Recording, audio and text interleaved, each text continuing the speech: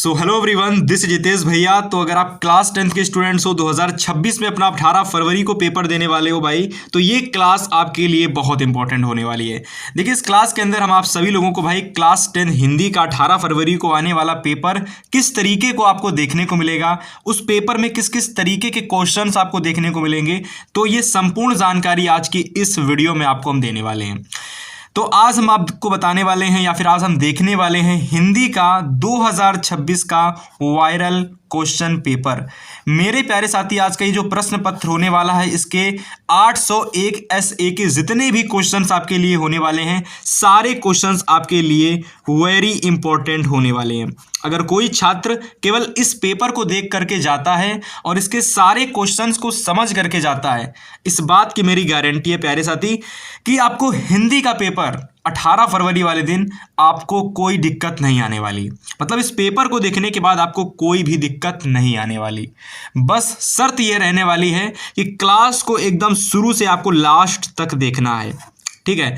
और इसी के साथ साथ इस क्लास के अंदर प्यारे साथी मैं आपको एक सरप्राइज भी देने वाला हूं, है ना। जितने भी स्टूडेंट्स क्लास 10th के हैं भाई, बेहतर नंबर लाना चाहते हैं और उनको ऐसा लगता है कि भाई साहब कोई ऐसी चीज़ मिल जाए जिस चीज़ को हम पढ़ लें और थोड़ा सा कह सकते हो देख लें और हमारे पेपर में बस मुझे पता चल जाए कि ये आने वाला है। तो प्यारे साथी, आज आपके लिए या फिर बहुत से समय से मैंने आपके लिए एक सरप्राइज़ रेडी किया था और ये सरप्राइज़ मैं गारंटी दे रहा हूँ, अगर आपके पास एक दिन भी बचा हुआ है, अगर आपके पास एक दिन भी बचा हुआ है तो इस सरप्राइज़ को, ये सरप्राइज़ क्या है अभी मैं आपको बताऊँगा।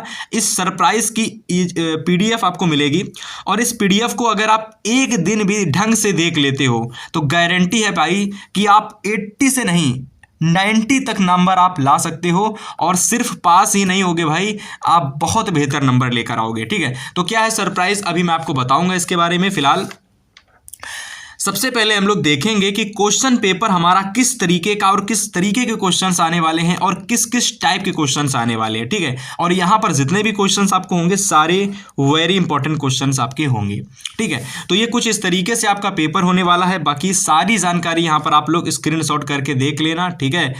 जैसे कि खंड आ यहाँ पर आपको देखने को मिलेगा, जहां पर आपको 20 नंबर के बहुविकल्पीय प्रश्न आपको देखने को मिलेंगे, ठीक है।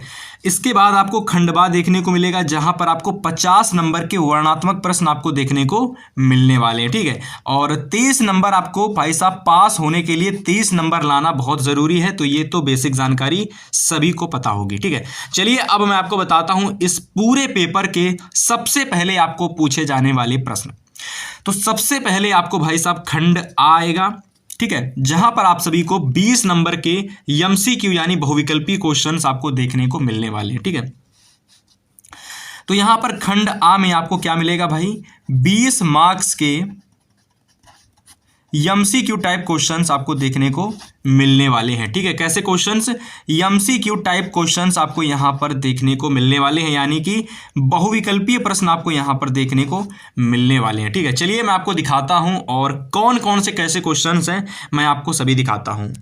तो सबसे पहले हमारा पहला क्वेश्चन देखिए, कह रहा है कि स्मृति की रेखाएं जो है ये किस साहित्य की तो देखिए हमारा पहला प्रश्न कह रहा है कि स्मृति की रेखाएं जो है ये साहित्य है क्या। स्मृति की रेखाएं साहित्य की विधा, मतलब ये जो स्मृति की रेखाएं हैं ये किस साहित्य की विधा है, ये किस साहित्य की विधा है भाई साहब। मतलब आपको यहाँ पर कह सकते हो कि विधा कौन सी होगी, विधा का नाम यहाँ पर आपको बताना है, ठीक है। तो यहाँ पर देखिए जीवनी दे रखा है, भेंट वार्ता दे रखा है और आपका संस्मरण और नाटक दे रखा है, ठीक है। अगर मैं बात करता हूँ यहाँ से अपने बिल्कुल सही आंसर की, ठीक है, तो एक बार के लिए भाई साहब कमेंट करके बताइएगा इसका सही आंसर क्या होने वाला। तो यहाँ पर अगर हम बात करते हैं भाई, तो संस्मरण विधा की हमारी रचना हो जाएगी, ठीक है। इसके बाद दूसरा प्रश्न कह रहा है कि कलम का सिपाही किस विधा की रचना है। बहुत बार मैंने बताया है भाई कि कलम का सिपाही हमारी एक जीवनी है, तो ऑप्शन नंबर 3 को यहाँ पर आप बिल्कुल सही कर लेंगे, ठीक है। यानी क्वेश्चन नंबर 2 के ऑप्शन नंबर 3 को यहाँ पर आप सही करेंगे। चलिए इसके बाद बात करते हैं क्वेश्चन नंबर 3 की। तो यहाँ पर देखिए क्वेश्चन नंबर 3 कह रहा है कि मैला आंचल, ठीक है, जो हमारी रचना यहाँ दे रखी है मैला आंचल, ठीक है। तो बताना है कि मैला आंचल जो हमारी रचना है ये किसकी रचनाकार, मतलब ये किसकी रचना है ना, या फिर इसके रचनाकार कौन है, ठीक है। तो बताइए यहाँ पर अगर हम बात करते हैं भाई साहब भगवती शरण वर्मा की, सॉरी, अगर हम बात करते हैं क्वेश्चन नंबर तीसरे में भगवती, एक मिनट, मैला आंचल फणीश्वरनाथ रेणु की रचना है। ऑप्शन नंबर सेकंड आपका बिल्कुल सही हो जाएगा। ठीक है, मैला आंचल किसकी रचना है भाई? फणीश्वरनाथ रेणु की। बहुत सारे इंपॉर्टेंट क्वेश्चंस हैं और सारे के सारे क्वेश्चंस मैं आपको यहाँ पर एक एक करके कराने वाला हूँ। डेफिनेटली ये सारे क्वेश्चंस आप बहुत अच्छे से नोट करेंगे भाई, और एग्जाम से पहले इनको आपको अच्छे से तैयार करके जाना है। ठीक है, आगे देखिए क्वेश्चन नंबर तीसरा है कि शुक्र, अब देखिए तीसरा क्वेश्चन वापस से रिपीट हुआ है। अब ये देखिए प्रिंटिंग करने में थोड़ा सा मिस्टेक हो गई है, पर आपको यहाँ पर डरने वाली बात नहीं है, टेंशन नहीं लेना है। पेपर में आपके एक ही क्वेश्चन आपको देखने को मिलेगा 3 नंबर पर, और यहाँ पर आपको मतलब 2 क्वेश्चन देखने को मिल रहे हैं, तो ऐसा पेपर में आपको देखने को नहीं मिलेगा। ये जो यहाँ पर क्वेश्चन बढ़ा है ये थोड़ा सा मिस्टेक से बढ़ गया है, तो कोई बात नहीं, आप इसको तैयार कर लेना फिलहाल। ठीक है, शुक्ल युग के प्रसिद्ध उपन्यासकार कौन है? तो भाई साहब धर्मवीर भारती, भगवती चरण वर्मा में से कोई एक हमारे हो जाएंगे। बताइए कौन सा सही होगा? चलिए, इसका सही आंसर आप भगवती चरण वर्मा बिल्कुल, यानी भगवती चरण वर्मा बिल्कुल आप सही कर लेंगे। हंस पत्रिका के संपादक कौन है भाई? मुंशी प्रेमचंद्र। ऑप्शन नंबर 4 को बिल्कुल आंख मीच करके सही कर देंगे। गुनाहों का देवता किस विधा की रचना है भाई? तो गुनाहों का देवता हमारा एक उपन्यास है। ऑप्शन नंबर 2 को आप सही करेंगे। आचार्य रामचंद्र शुक्ल किस युग के लेखक हैं? यहाँ पर युग कर लो भाई। ठीक है, युवा नहीं युग। तो आचार्य रामचंद्र शुक्ल हमारे किस युग के लेखक हैं? तो भाई शुक्ल युग के लेखक हैं। किसके हैं? शुक्ल युग के लेखक हैं। तो ऑप्शन नंबर यहाँ से अगर मैं आपको दिखाता हूँ भाई, तो देखिएगा, तो यहाँ से अगर हम बात करते हैं तो ऑप्शन नंबर फर्स्ट यानी ए नंबर पर हमारा जो पहला ऑप्शन आपको दिख रहा है, इस ऑप्शन को प्यारे साथी आप क्या करेंगे? बिल्कुल सही कर लेंगे। ठीक है, चलिए बात करते हैं क्वेश्चन नंबर 7 की कि गबन किस विधा की रचना है। तो अगर मैं बात करता हूँ गबन, जैसा कि आप सभी को मैंने आपको बताया था मुंशी प्रेमचंद। ठीक है, तो मुंशी प्रेमचंद्र क्या थे भाई? मैं आपको थोड़ा सा बताता हूँ। मुंशी, जरा ध्यान से सुनना, मुंशी प्रेमचंद्र के भाई 2 सबसे ज़्यादा फेमस उपन्यास हैं। एक तो भाई है गबन और दूसरा है गोदान। ये दोनों ही आपको बहुत अच्छे से याद रखने, गबन और गोदान ये उपन्यास हैं। ठीक है, क्या है भाई? ये उपन्यास है। तो ऑप्शन नंबर किसके हैं? तो मुंशी प्रेमचंद्र के। तो ऑप्शन नंबर उपन्यास, यहाँ पर हमसे विधा पूछी गई थी तो यहाँ पर हम उपन्यास बता देंगे। ठीक है, अगर पूछता है किसकी रचना है तो हम बताते मुंशी प्रेमचंद्र की। ठीक है, छायावादी युगीन रचना कौन सी है? तो यहाँ पर आपको यह बताना है कि छायावादी युग की रचना कौन सी है। तो क्वेश्चन नंबर 8 का सही आंसर आपका कामायनी बिल्कुल सही हो जाएगा, यानी कामायनी को आप यहाँ पर बिल्कुल सही कर लेंगे। चलिए, इसके बाद क्वेश्चन नंबर 9 क्या है? बताइएगा इसका सही आंसर। तो बताइए इसका सही आंसर क्या होगा? क्वेश्चन नंबर 9 कह रहा है कि हिंदी का प्रथम महाकाव्य कौन सा माना जाता है? ठीक है, देखिए पृथ्वीराज रासो दिख रहा है, पद्मावत दिख रहा है, रामचंद्रिका और रामचरितमानस। यहाँ से अगर हम बात करते हैं कि हिंदी का प्रथम महाकाव्य किसको माना जाता है, तो यहाँ से हमारा बिल्कुल सही आंसर भाई ए नंबर हमारा बिल्कुल सही हो जाएगा।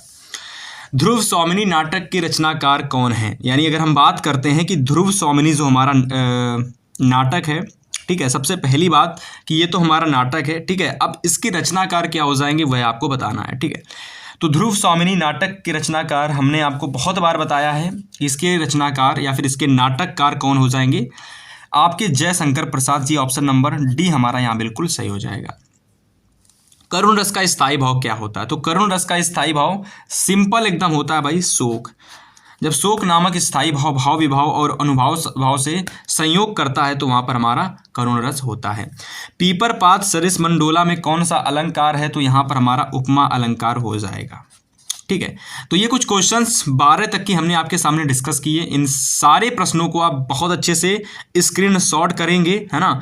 और इसी के साथ साथ अभी मैं आपको सरप्राइज के बारे में थोड़ा सा बताने वाला हूं, क्योंकि आप सभी के नंबर बहुत बेहतर आए, ये हम चाहते हैं, दिल से चाहते हैं, और आप सभी स्टूडेंट्स बहुत बेहतर अच्छे से पेपर करके आए, ये भी हम चाहते हैं।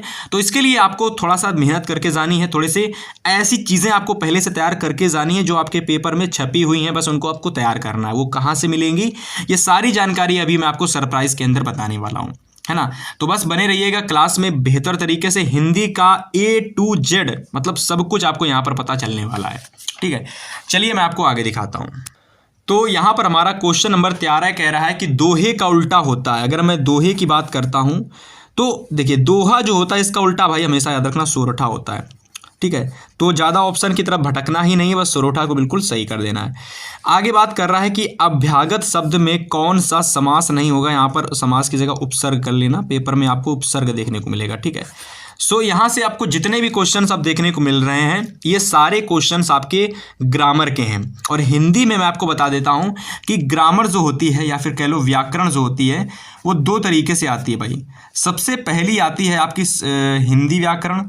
ठीक है, सबसे पहली हिंदी व्याकरण आती है और फिर आती दूसरी संस्कृत की व्याकरण। ठीक है, सो यहाँ पर 5 नंबर का क्वेश्चन हिंदी व्याकरण, 5 नंबर का क्वेश्चन संस्कृत व्याकरण से पूछा जाता है। ठीक है, तो ये जो क्वेश्चंस आपको देखने को मिल रहे हैं ये हिंदी व्याकरण के हैं। ठीक है, अभी आपको संस्कृत व्याकरण के क्वेश्चंस देखने को मिलेंगे, तो वे कौन कौन से क्वेश्चंस होंगे मैं आपके सामने अभी डिस्कस करूंगा या फिर प्रस्तुत करूंगा। अब यहाँ पर हमारा एक हिंदी व्याकरण से क्वेश्चन है कि चक्रपाणी में कौन सा समास है। ठीक है, तो यहाँ पर आपको चक्रपाणी में कौन सा समास है आपको बताना है। तो द्वंद्व समास, कर्मधारय, द्विग समास और बहुब्रीहि समास। ठीक है, तो अगर हम चक्रपाणी की बात करते हैं तो आपको सिंपल से एकदम पता चल रहा होगा भाई कि यहाँ पर हमारा बहुब्रीहि समास है। ठीक है, अगर नहीं पता तो पता कर लीजिए। ठीक है, नहीं पता है तो पता कर लीजिए कि चक्रपाणी में समास जो होता है वो बहुब्रीहि समास होता है ना। तो यहाँ से हमारा ये वाला क्वेश्चन भी बन जाएगा। अब यहाँ से जितने भी क्वेश्चंस आपको देखने को मिलेंगे वह आपके संस्कृत व्याकरण के क्वेश्चंस होने वाले हैं। ठीक है, तो पहला क्वेश्चन हमारा है कि निम्न में से वारिद जो शब्द दे रखा है वारिद, इसका पर्यायवाची शब्द आपको बताना है। तो जंगल, बादल, अमृत, वायु, ऑप्शन 4 दे रखे हैं। इनमें से अगर हम सही अपने आंसर की बात करते हैं तो बादल हमारा यहाँ से बिल्कुल सही आंसर हो जाएगा। डी वाले को बिल्कुल आप सही कर लेंगे। इसके बाद अगर हम 17 नंबर क्वेश्चंस की बात करते हैं कि तास्याम जो है, ये तास्याम जो हमारा शब्द है ना, सबसे पहली बात तो ये एक स्त्रीलिंग से, तद शब्द के स्त्रीलिंग से लिया गया ये शब्द है।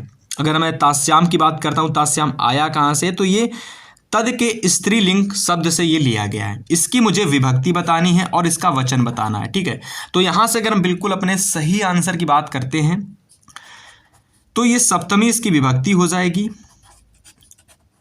ठीक है, वचन की अगर हम बात करते हैं तो वचन यहां से हमारा एक वचन हो जाएगा। ठीक है, सप्तमी विभक्ति हो जाएगी और एक वचन हो जाएगा। ठीक है, तो यहां से हमारा ऑप्शन नंबर डी बिल्कुल आपका सही हो जाएगा। यहां से डी वाले को आप सही कर लेंगे। वह क्रिया जो दो क्रियाओं के योग से बनती है उसे क्या कहते हैं भाई? वह क्रिया जो दो क्रियाओं के योग से बनती है उसे हम लोग कहते हैं या फिर बोलते हैं संयुक्त क्रिया। ऑप्शन नंबर या फिर कह सकते हो संयुक्त वाक्य, है ना।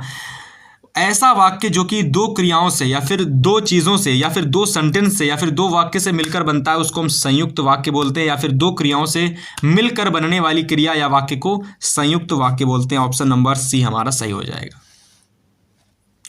अर्थ के आधार पर वाक्य के कितने भेद होते हैं? तो अर्थ के आधार पर वाक्य के 8 भेद होते हैं। चलिए मैं आपको दिखाता हूं। यहाँ पर अगर हम बात करते हैं कि अर्थ के आधार पर वाक्य के कितने भेद होते हैं, तो भाई 8 भेद होते हैं। आपके किसकी बात कर रहे थे भाई? हाँ, तो अर्थ के आधार पर वाक्य के 8 भेद होते हैं, राइट। चलिए ऑप्शन नंबर डी को आप सही कर लेंगे। 20 नंबर क्वेश्चन कह रहा है कि पुस्तक पढ़ी जाती है, इस वाक्य में वाच्य का कौन सा भेद है?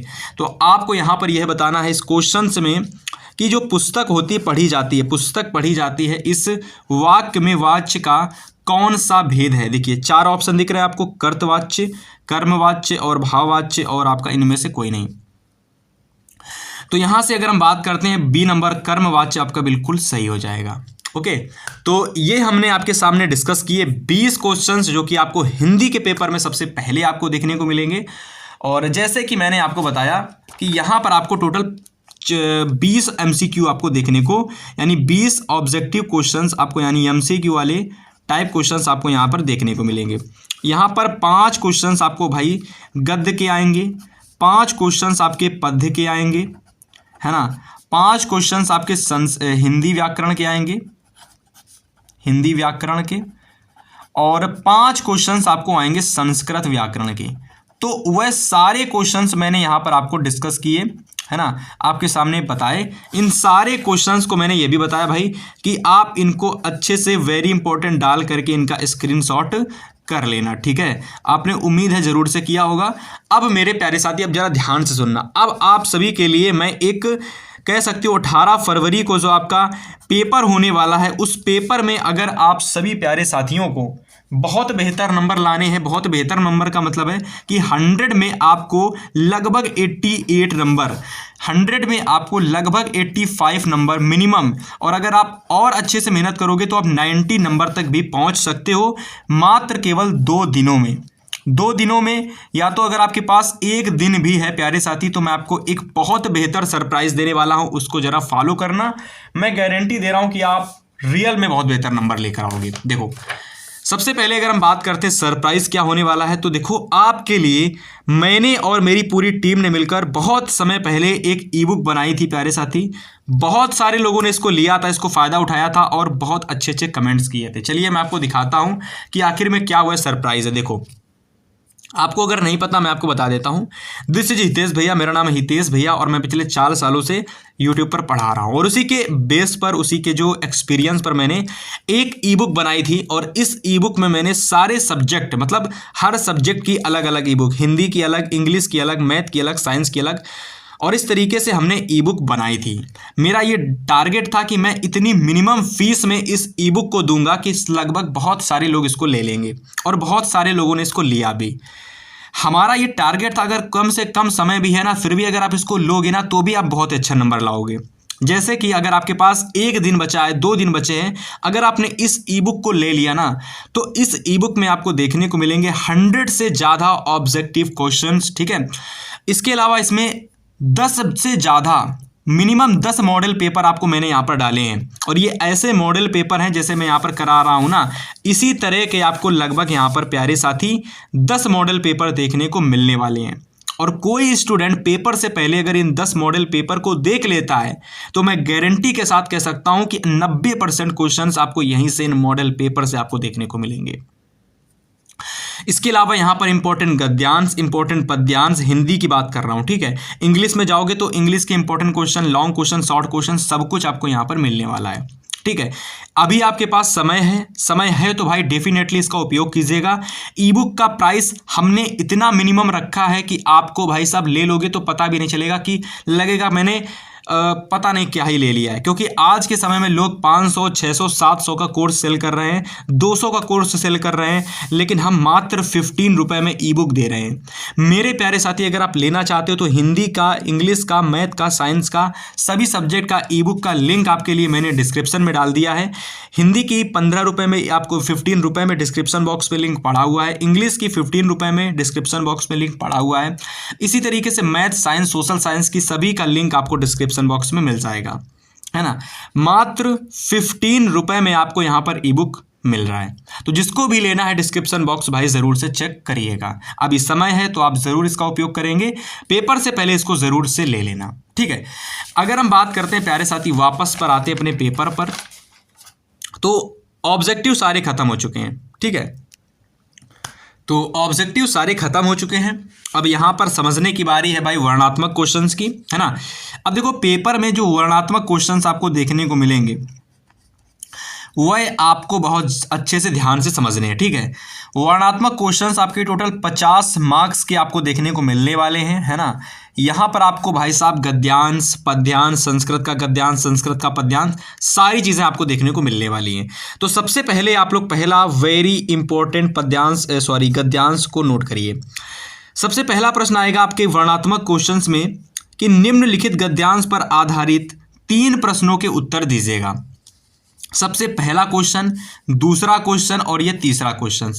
इस क्वेश्चन 2 नंबर का, ये क्वेश्चन 2 नंबर का और ये क्वेश्चन भी 2 नंबर का। यहाँ पर ये तीनों के तीनों क्वेश्चंस आपको 2-2 नंबर के आपको पेपर में देखने को मिलेंगे। गद्यांश की अगर हम बात करते हैं तो पहले क्वेश्चंस में आपको संदर्भ करना होगा, दूसरे क्वेश्चंस में रेखांकित अंश की व्याख्या करनी होगी, और तीसरे क्वेश्चंस में आपको इसी गद्यांश पर आधारित तीसरा क्वेश्चन आएगा। जैसे उपर्युक्त गद्यांश में किस कार्य को ईश्वर की इच्छा के विरुद्ध बताया गया है? मतलब इस गद्यांश में आपको यह इस क्वेश्चन ये कह रहा है कि इस गद्यांश में ऐसा कौन सा कार्य है जिसको ईश्वर की इच्छा के विरुद्ध बताया गया है। अब इस क्वेश्चन का आंसर आपको इसी वाले गद्यांश से देखने को मिल जाएगा। संदर्भ कैसे लिखते हैं, इस पर बहुत अच्छे से मैंने डिटेल से वीडियो बनाया है, और रेखांकित अंश की व्याख्या कैसे करते हैं इस पर भी मैंने बहुत अच्छे से वीडियो बनाया है, और जिसको भी देखना है भाई देख सकता है हमारे चैनल पर विजिट करके, ठीक है। इसके अलावा ये जल्दी से इसका स्क्रीनशॉट कर लें, बहुत ज़्यादा इंपॉर्टेंट है ये 2026 यानी 18 फरवरी वाले दिन ये महत्वपूर्ण गद्यांश आपको पेपर में देखने को ज़रूर मिलने वाला है, ठीक है। इसके बाद इसको आप भी नोट कर लें, इस वेरी इंपॉर्टेंट गद्यांश को भी नोट कर लें कि आज विज्ञान मनुष्य के हाथों में अद्भुत और अतुल शक्ति दे रहा है। उसका उपयोग एक व्यक्ति समूह के उत्कर्ष और दूसरे व्यक्ति और समूह के गिराने में होता ही रहेगा। इसलिए हमें उस भावना को जागृत रखना है, और उसे जागृत रखने के लिए कुछ ऐसे साधनों को भी हाथ में रखना होगा, ठीक है। तो बाकी आप लोग आगे पढ़ लेना। फिलहाल इसमें भी आपको 3 तरीके के क्वेश्चन ही देखने को मिलेंगे। यहाँ पर चलिए मैं आपको दिखाता हूँ। देखो, इसमें भी आपको 3 तरीके के क्वेश्चंस ही देखने को मिलेंगे। जैसे कि हमारा पहला प्रश्न आपका है, अब देखो यहाँ पर थोड़ा सा कभी कभी अलग तरीके से, कभी कभी अथवा में देखो, जैसे मान लो और यहाँ पर संदर्भ मैंने कर दिया, ठीक है। तो इसको जरा समझना, पेपर में कभी कभी अधिकतर आपको संदर्भ ही देखने को मिलेगा, लेकिन कभी कभी थोड़ा आसान सा क्वेश्चन आ जाता है, केवल आपको गद्यांश के पाठ का नाम और लेखक का नाम आपको लिखने के लिए होता है।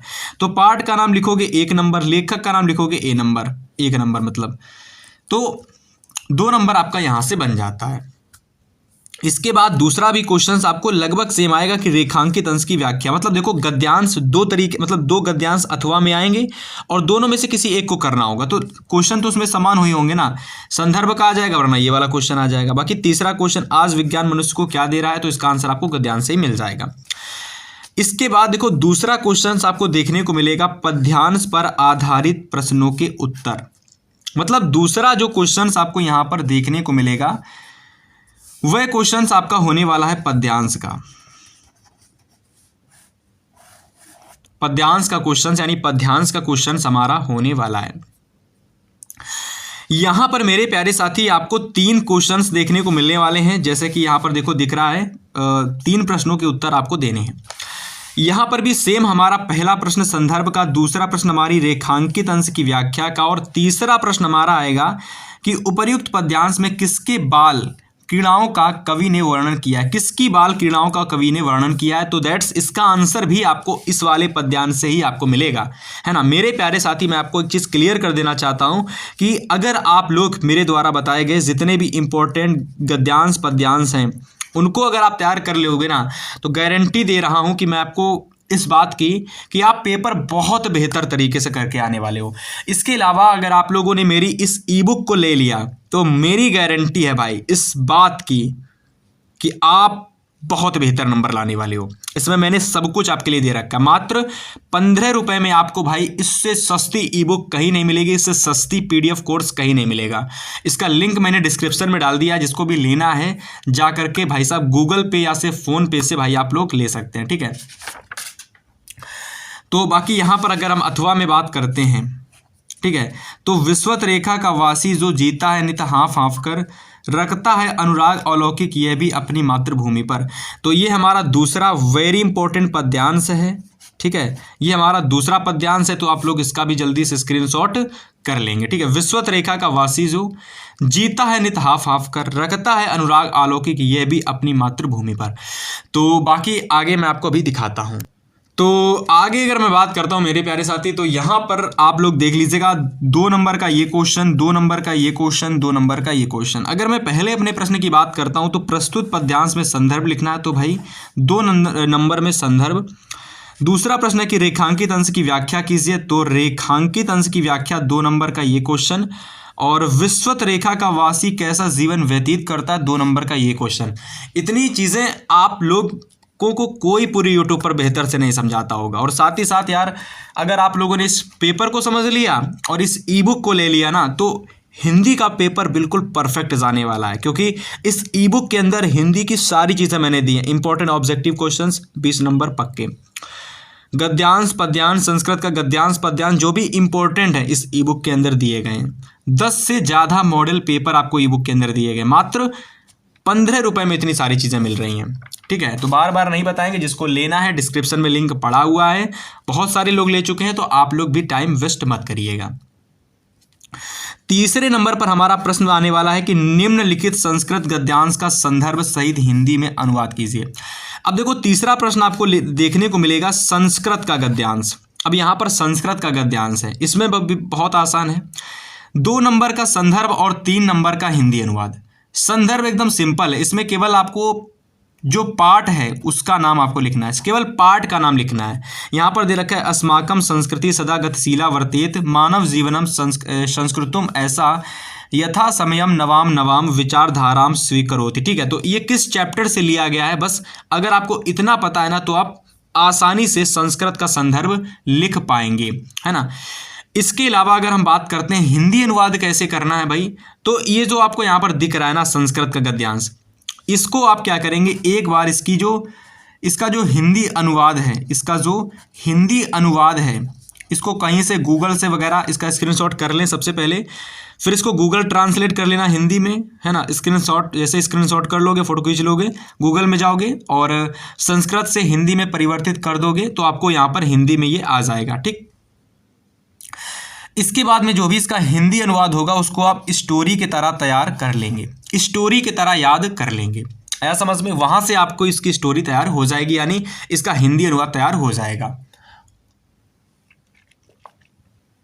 ये भारतीय संस्कृति से आपका लिया गया एक वेरी इंपॉर्टेंट, आप सभी लोगों के लिए इंपॉर्टेंट गद्यांश है, डेफिनेटली इसको छोड़कर बिल्कुल मत जाना। अस्माकम संस्कृति सदा गतिशीला बहुत इंपॉर्टेंट है। इसके बाद वेरी इंपॉर्टेंट दूसरा हमारा गद्यांश है कि इयम नगरी विविध धर्माणाम संगम स्थली महात्मा बुद्धा तीर्थकारः पार्श्वनाथा। इसको आप जल्दी से स्क्रीनशॉट कर लें और इसको भी तैयार कर लें। ठीक है, इसके बाद आपके पेपर में अगला प्रश्न 4 आपको देखने को मिलेगा, निम्नलिखित दिए गए संस्कृत पद्यांश का संदर्भ सहित हिंदी में अनुवाद कीजिए। अब यहाँ पर आपको संस्कृत का पद्यांश का हिंदी में एकदम बेहतर तरीके से कह सकते हो संदर्भ के साथ में उसका हिंदी अनुवाद करना है। नीर क्षीर विवेके हंसालस त्वमेव तनेषु चेत अमुखा स्फुट वक्ता चायो जानति सा पंडिता। जल्दी जल्दी से इसका स्क्रीनशॉट कर लो भाई, आपके पेपर में ये छपा हुआ है। और आपको क्या करना है, संदर्भ मैंने बताया, चाहे गद्यांश हो संस्कृत का, चाहे संस्कृत का पद्यांश हो, दोनों में अगर आपको संदर्भ लिखना है तो बस पाठ का नाम आपको पता होना चाहिए, किस पाठ से ही लिया गया है, आप इजीली उसका संदर्भ लिख देंगे। कैसे लिखना है उसके लिए मैंने आपको बहुत अच्छे से अपने चैनल पर बताया है कि संदर्भ और व्याख्या संस्कृत में कैसे करते हैं, मतलब संस्कृत का हिंदी अनुवाद कैसे करते हैं, संदर्भ कैसे लिखते हैं संस्कृत में, तो उस वीडियो को आप जा करके देख सकते हैं। इसको आप जल्दी से नोट कर लीजिए, इसका हिंदी अनुवाद तैयार कर लेना, 3 नंबर का हिंदी अनुवाद, 2 नंबर का संदर्भ, 5 नंबर का क्वेश्चन ही आपके पेपर में आने वाला। हालांकि अथवा में करने के लिए एक और मौका दिया जाता है अगर आपको ये नहीं आता है, लेकिन आपको आएगा, आप बस इसको अच्छे से तैयार कर लेना। ठीक है, नीर क्षीर विवेकी बहुत इंपॉर्टेंट है। इसके बाद पेपर में देखिए आगे अथवा में एक और ये दे रखा है, अपदो दुर्गामी नाचा साक्षरा नाचा पंडिता अमुको स्फुट वक्ता ना यो जानती सा पंडिता। इसको भी आप नोट कर लेंगे। ठीक है, तो ये तो हो गए यहाँ से आप सभी लोगों के कह सकते हो गद्यांश पद्यांश समाप्त, मतलब संस्कृत के भी हिंदी के भी। ठीक है, अब यहाँ से आपके पेपर में क्वेश्चंस खंड काव्य पत्र वाला और कह सकते हो निबंध वाले देखने को मिलने वाले। ठीक है, सो 5 नंबर पर क्वेश्चंस आपका आएगा खंड काव्य। मैंने बहुत सारी वीडियो में आपको बताया है कि ये जो खंड काव्य वाला क्वेश्चंस होता है, इस क्वेश्चंस में आपको कुछ नहीं करना, जिले के हिसाब से आपको तैयार करना है कि आप किस जिले में रहते हो। आपको पता है अगर आप कानपुर से बिलोंग करते हो, अगर आप अलीगढ़ से बिलोंग करते हैं, ठीक है, तो जिस भी जिले से आप बिलोंग करते होंगे उस जिले के हिसाब से आपको खंड काव्य तैयार करना होता है।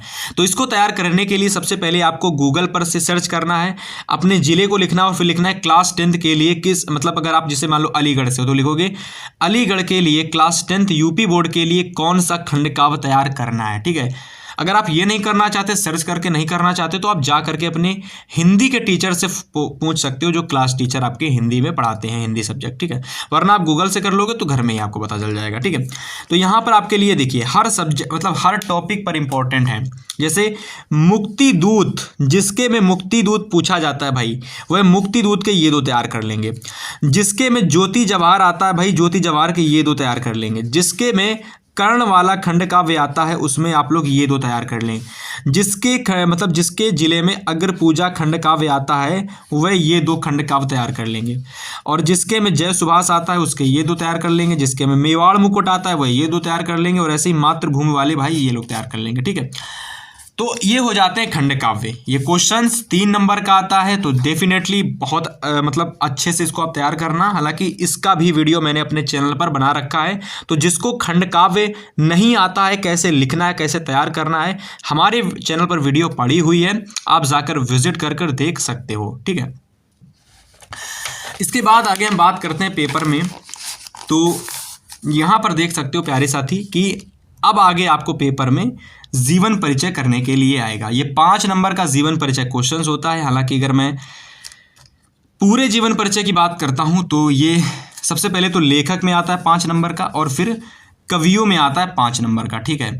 तो अगर मैं लेखकों की मैं बात करता हूं तो जयशंकर प्रसाद और रामधारी सिंह दिनकर और आचार्य रामचंद्र शुक्ल, ये 3 जीवन परिचय आप लेखक में तैयार कर लेंगे, है ना। इसके अलावा कवियों की अगर मैं बात करता हूं तो कवियों में आप लोग सूरदास, महादेवी वर्मा, तुलसीदास और राम नरेश त्रिपाठी का आप तैयार कर लेंगे, ठीक है।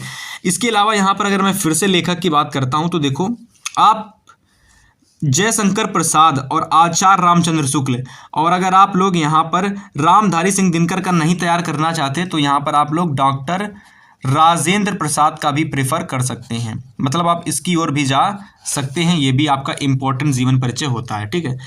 तो ये तो हो गए आप लोगों के यहाँ पर कह सकते हो कि जीवन परिचय लेखक के, ठीक है। ये हो गए आपके कवियों के। तो 5 नंबर यहाँ से, 5 नंबर यहाँ से, टोटल यहाँ से आपके 5 + 5 यानी टोटल 10 नंबर यहाँ से आपके पूरे पक्के हो जाएंगे, ठीक है।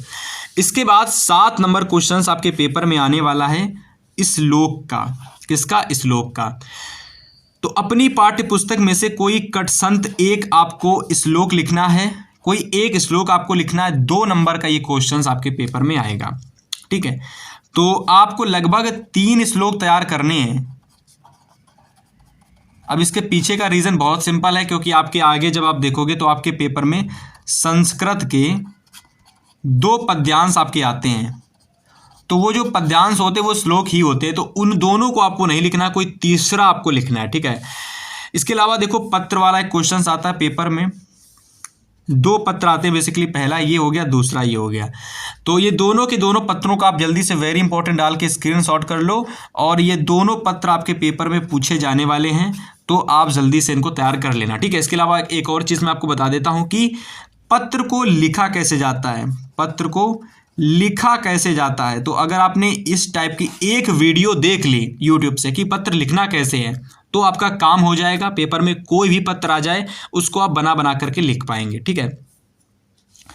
इसके अलावा 9 नंबर क्वेश्चन आता है भाई, 2 नंबर का आता है ये। इसमें 2 प्रश्नों के संस्कृत में उत्तर देने होते हैं। तो पहला है वाराणसी कस्या नद्याकुले स्थिता, ठीक है, चंद्रशेखरा का आसीत। तो इसका जो भी आंसर है, ठीक है, वह आप लोग आसानी से इसका स्क्रीनशॉट कर लोगे, गूगल पर जाओगे, सर्च करोगे तो आपको इसका आंसर मिल जाएगा, ठीक है। 4 क्वेश्चंस आपके आएंगे, जिनमें से केवल 2 का आंसर आपको देना पड़ेगा, ठीक है। 2 का ही आंसर आपको देना पड़ेगा। 4 क्वेश्चंस पेपर में आएंगे और 2 का आंसर आपको देना होगा। तो चलिए आपको मैं आगे के 2 बचे हुए क्वेश्चंस भी दिखाता हूं। तो आगे के 2 बचे हुए संस्कृत के ये 2 प्रश्न हमारे हो गए, ठीक है। अस्माकम संस्कृति कीदृशास्ति और वीरा किन पूज्यते, ठीक है। 1 नंबर का ये क्वेश्चन, 1 नंबर का ये। इसके अलावा 10वां प्रश्न हमारा आता है, निम्नलिखित में से किसी एक विषय पर निबंध लिखिएगा। किसी एक विषय पर निबंध लिखिएगा। मेरे प्यारे साथी 7 नंबर का क्वेश्चन आता है और बहुत ज़्यादा आसान होता है। केवल आपको पता होना चाहिए कि आखिर में निबंध कैसे मुझे लिखना है। ठीक है, तो एक बार यूट्यूब से वीडियो देख लेना यार कि किस तरीके से निबंध को लिखना है पेपर में, तो वहाँ से आपको पता चल जाएगा कैसे लिख के आना है। बाकी पर्यावरण प्रदूषण वेरी इंपॉर्टेंट है, हर बार आता है। विज्ञान अभिशाप और वरदान, ये भी इंपॉर्टेंट है। ठीक है, और वृक्षारोपण और जनसंख्या वृद्धि, तो ये 4 आपके मोस्ट इंपॉर्टेंट निबंध हैं भाई, तो इनको आप तैयार करना। ठीक है, इसके अलावा ये पूरा पेपर आपको यहाँ से समाप्त हो जाता है। और जो भी स्टूडेंट्स यहाँ तक की क्लास को देख रहे हैं या फिर बने हुए हैं, मेरे प्यारे साथी, इस बात की आपके हितेश भैया की गारंटी है, आप बहुत बेहतर नंबर लाने वाले हो। आपको इस पेपर से सब कुछ पता चल गया है और अब आपको बस चीज़ें इंपॉर्टेंट कोई चीज़ें देखनी है बस, और वो आपको ई बुक के अंदर मात्र 15 रुपये में आपको मिल जाएंगी, और इसका डिस्क्रिप्शन में लिंक पड़ा हुआ है। तो डेफिनेटली यार यहाँ तक कि आए हो तो इसको ज़रूर से ले लेना। आप सभी से मेरा रिक्वेस्ट है हाथ जोड़ करके, क्योंकि मैंने बहुत मेहनत की है इस ई बुक को बनाने में, और हम चाहते हैं इसको सभी स्टूडेंट्स लें। ठीक है, फिलहाल मिलेंगे नेक्स्ट वीडियो में किसी नेक्स्ट क्लास में। तब तक के लिए आप बेहतर तरीके से अपनी तैयारी को करना और अच्छे से पेपर को करके आना।